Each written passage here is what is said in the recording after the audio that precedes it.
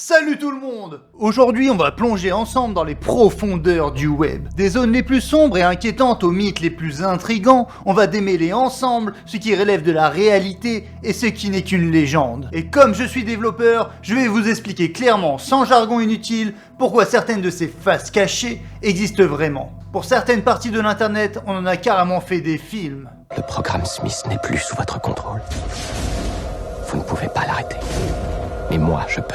Petite mise en garde, certains sujets abordés sont sensibles car certaines parties du web contiennent des activités légales, on reste du côté de la curiosité et de l'analyse, mais il faut tout de même en être conscient. Mais je vous rassure qu'il n'y aura pas de contenu choquant sans que ce soit flouté au préalable.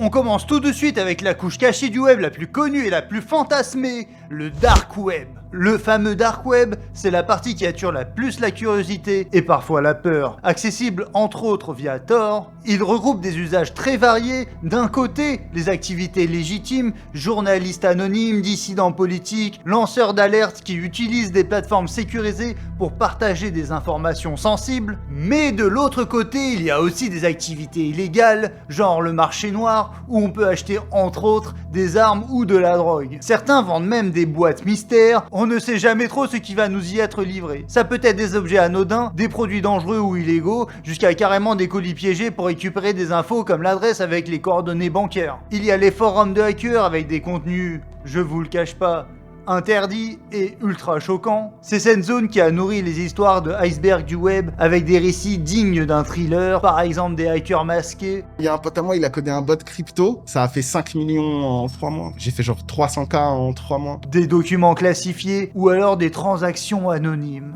Parmi les services à la personne proposés, on pourrait y engager des assassins, mais en réalité, ce sont des personnes qui ne cherchent qu'à vous soutirer vos sous sans aucun service derrière. Ou alors, ça peut être en fait la police qui fait cette proposition dans le seul but de pouvoir mieux vous arrêter, vous qui voulez tuer quelqu'un. Dans les entrailles de cette zone du web, il y a aussi ce qu'on appelle les Red Rooms. Ces sites diffusent en live la torture d'un individu séquestré et en échange de donations de plus en plus élevées des spectateurs du site, ça peut aller jusqu'à la mort de la personne torturée en direct. Est-ce que ce genre de site existe? La réponse c'est que c'est plus une supposition que quelque chose qui a été documenté par de vraies sources ou des témoignages. On peut diffuser une vidéo sur le dark web en live est souvent de très mauvaise qualité dès qu'on dépasse les 5 spectateurs, ce qui classe ce genre de site plus dans l'imaginaire collectif que dans une réalité. Il y a quand même des contenus violents qui y circulent comme des vidéos de cartels, des propagandes de groupes armés entre autres, mais ce sont pas des vrais Red Rooms. Un autre aspect moins connu mais tout aussi important concerne la crypto-monnaie. Le dark web a largement contribué à la popularisation du bitcoin,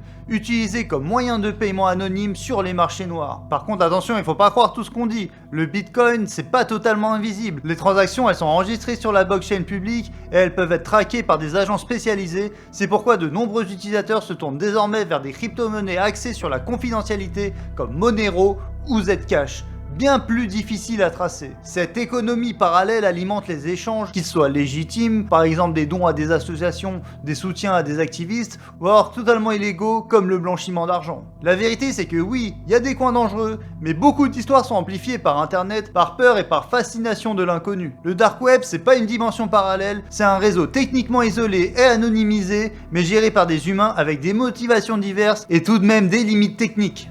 Si le dark web est souvent associé au bon plan interdit, la réalité c'est qu'on tombe surtout sur des escroqueries, des faux vendeurs, des faux services de hackers, des fausses red rooms. La plupart des transactions sont destinées à soutirer de l'argent aux naïfs. Même sur les marchés réputés, les risques de se faire avoir sont très élevés. Et contrairement à ce qu'on croit, le dark web c'est pas totalement une zone hors de contrôle. Il y a de nombreuses opérations internationales qui ont déjà fait tomber des marchés entiers, comme Silk Road ou Alphabet. La police surveille activement et infiltre les forums. Ceux qui pensent agir dans l'impunité totale sont souvent arrêtés.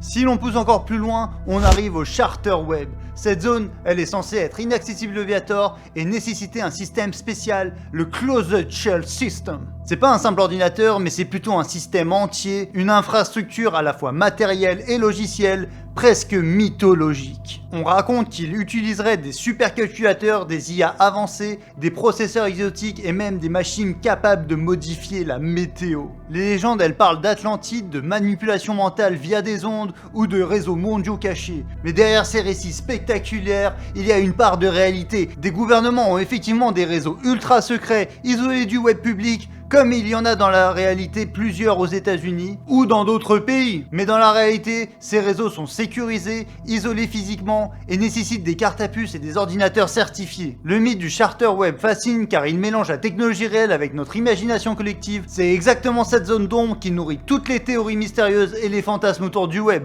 Mais après cela, nous entrons dans le domaine de l'incertain et du mystère avec le Mariana Web.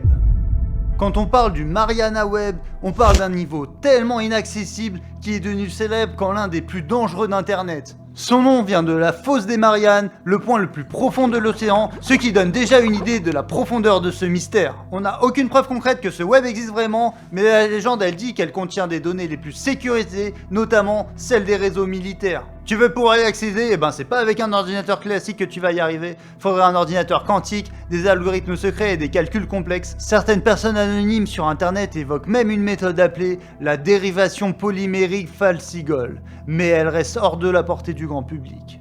Qu'est-ce que c'est que la dérivation polymérique Fal-Sigol? C'est pas un simple algorithme, mais plutôt un algorithme qui est capable de se transformer en fonction de celui qui tente d'y accéder. Elle agirait un peu comme une barrière mouvante. Chaque tentative de déchiffrement, elle modifierait la forme même de l'algorithme, rendant tout essai classique voué à l'échec. Certains passionnés voient là une métaphore, une manière de dire que le Mariana Web est si inaccessible qu'il faudrait une cryptographie vivante hors de la compréhension actuelle. Certains disent que ce niveau serait encore plus profond que le Dark Web, lui-même célèbre pour ses contenus illégaux et dangereux, mais le Mariana Web reste enveloppé de mystères, légendes, mythes ou secrets bien gardés, personne ne le sait vraiment.